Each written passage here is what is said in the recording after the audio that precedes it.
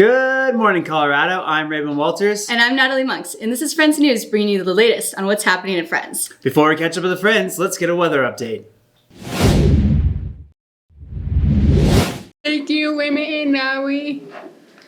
In one month of June, you can expect steady temps between 57 and 80 degrees real BC.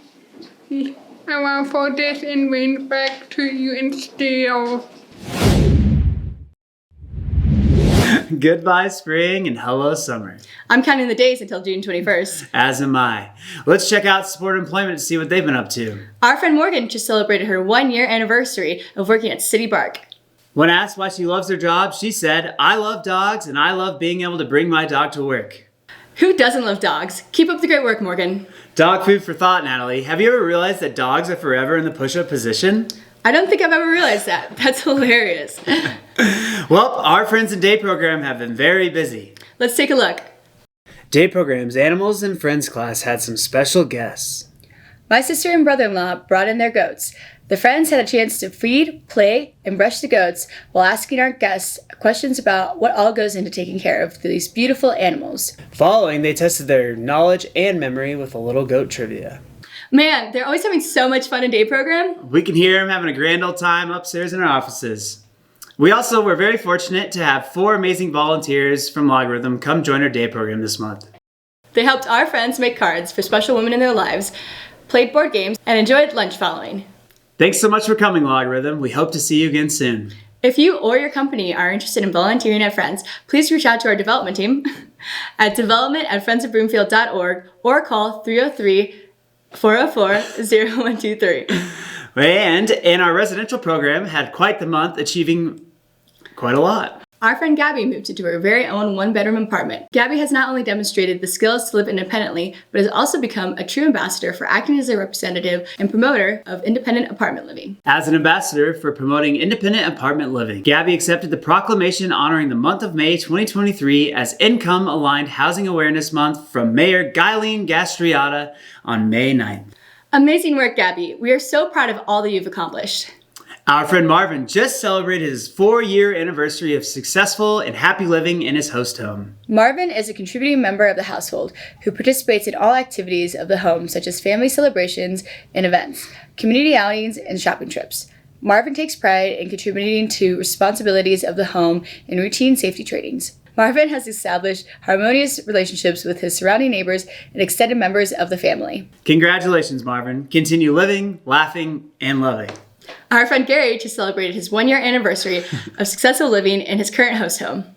In the last few months, Gary has begun a new exercise program at home using a stationary bike he received from a generous donor. Gary began a routine of getting on his bike for 5 minutes per day for 1 week and then increasing his use by an additional 5 minutes every week. Currently, Gary is using his bike successfully for 30 minutes per day. Way to go, Gary. Tour de France, here you come. This past month, our social and travel program held their annual camping trip in Estes Park at YMCA of the Rockies. Here to talk about it is no other than our CEO, founder, and camp counselor, Gina Kofel. This past month of May, I was privileged to take 19 participants from our programs and 8 other staff and volunteers up to the YMCA camp of the Rockies in the beautiful town of Estes Park.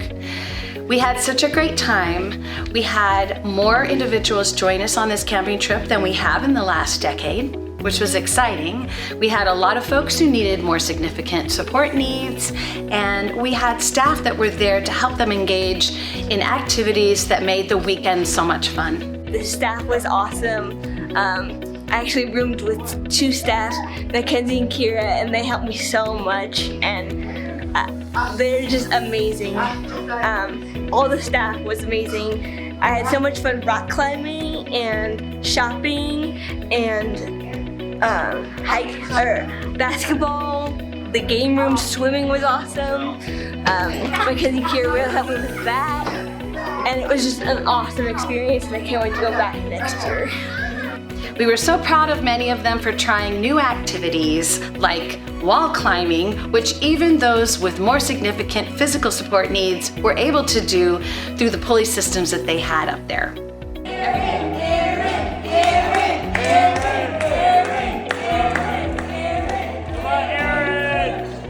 that was my first time, even though I'm afraid of heights, and it was really fun. I was really excited and really proud that we had some individuals who had been away for the first time, spent the couple nights up at the Y, away from their caregivers and their family homes.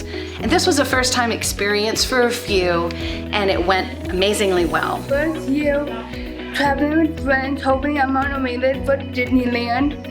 The whole weekend I came because Gina Crawford invited me to go in the first place. My favorite part was the climbing wall. There you go. Good job. What do you think?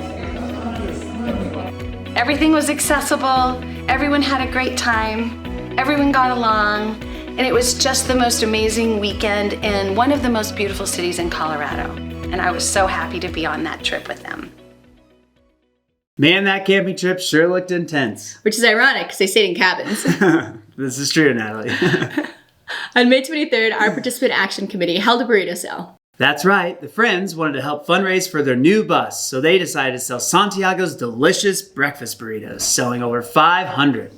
Those burritos sure were great. Indeed they were, Natalie. And a huge thank you to our Burrito-ful community for fueling their morning to fuel our mission and helping us raise over $3,000 towards our new bus. Speaking of raising money, we had quite the party at our end of month celebrations. We wish Davis, Essie, Josh, and Michael a happy birthday. We also celebrated Gary, Marvin, and Gabby's residential accomplishments, along with Morgan's employment accomplishment of 1 year. We were joined by Blake from Blue Federal Credit Union and Danny New from Denver 7, who had a very special announcement. Danny reported to our friends that Denver 7 raised $8,000 for funding Friends transportation through their Denver 7 Gives campaign. A huge thank you to our guests for making this celebration so special. If you or your company would like to join us at our end-of-month celebrations, please contact the development team at development@friendsofbroomfield.org or simply call 303-404-0123. We're excited to report that with the help of all of those that support our Topgolf Appeal, 100 Women Who Care, the Broomfield Rotary Club, Denver 7, and many other community members, we've reached our goal! That's right, folks. Because of you, we'll not only be able to buy a new bus for our friends, but also a 12-passenger van. Thank you to everyone who gave to our transportation appeal. Because of you, our friends will be able to access community amenities, places of work, and social activities. Thank you for being a catalyst for connections. Well, that's been the month of May here at Friends. Thank you for joining us for Friends News. As always, I'm Raven Walters. And I'm Natalie Monks. You stay friendly, Colorado.